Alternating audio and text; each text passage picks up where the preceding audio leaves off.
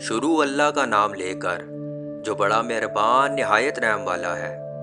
कहते हैं वक्त सब कुछ मिटा देता है, लेकिन कुछ लोग इतने मगरूर होते हैं कि समझते हैं वो हमेशा रहेंगे। फिरौन भी ऐसा ही था, लेकिन जब उसने खुद को खुदा कहा तो अल्लाह ने ऐसा निशान छोड़ा जो आज भी कुरान की सच्चाई को जिंदा रखे हुए है। यह है फिरौन की लाश का मोजज़ा।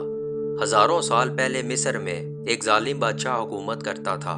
फिरौन वो इतना मगरूर था कि कहता था, मैं तुम्हारा सबसे बड़ा रब हूँ। अल्लाह ताला ने हजरत मूसा अलैहिस्सलाम को उसकी तरफ भेजा ताकि वो हक बात कहें, मगर फिरौन ने इनकार किया, मजाक उड़ाया और कहने लगा, अगर तुम सच्चे हो तो कोई मोजज़ा दिखाओ। हजरत मूसा अलैहिस्सलाम ने अपना आसा जमीन पर फेंका, जो फौरन एक बड़े अजदहा में बदल गया। लेकिन फिरौन के दिल पर गुरूर की मोहर लग चुकी थी। उसने हक को जुटला दिया और अपनी फौजों के साथ बनी इसराइल का पीछा किया। जब हजरत मूसा अलैहिस्सलाम अपनी कौम के साथ समंदर के किनारे पहुंचे तो पीछे फिरौन का लश्कर और आगे नीला समंदर। कौम मूसा घबरा गई, मगर मूसा अलैहिस्सलाम ने कहा, मेरे साथ मेरा रब है, वो मुझे रास्ता दिखाएगा। अल्लाह के हुक्म से आसा जमीन पर मारा और समंदर दो हिस्सों में बट गया। पानी दीवारों की तरह खड़ा हो गया और दरमियान से खुश्क रास्ता बन गया। हजरत मूसा अलैहिस्सलाम और बनी इसराइल गुजर गए, लेकिन जब फिरौन अपने लश्कर के साथ दाखिल हुआ, समंदर दोबारा बंद हो गया। पानी ने इसे अपनी लपेट में ले लिया और जब मौत करीब आई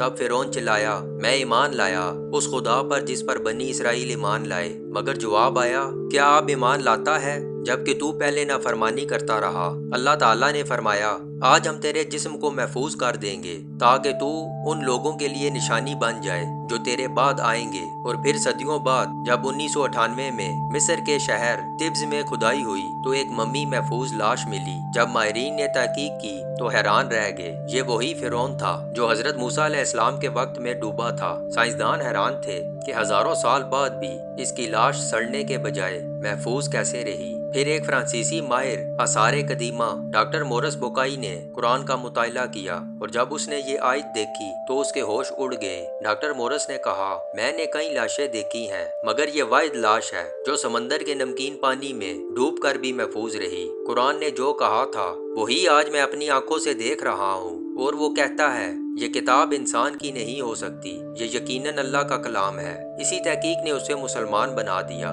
कुरान सिर्फ पढ़ने की नहीं, समझने की किताब है। फिरौन की लाश आज भी मिस्र के म्यूजियम में रखी है और वो हर आने वाले को कहती है, मैंने खुद को खुदा समझा मगर वक्त ने मुझे निशाने इबरत बना दिया। अल्लाह ताला फरमाता है, ये एक बाबरकत किताब है जो हमने तुम पर नाजिल की ताकि लोग इसकी आयात पर गौर करें और अक्ल वाले नसीहत हासिल करें।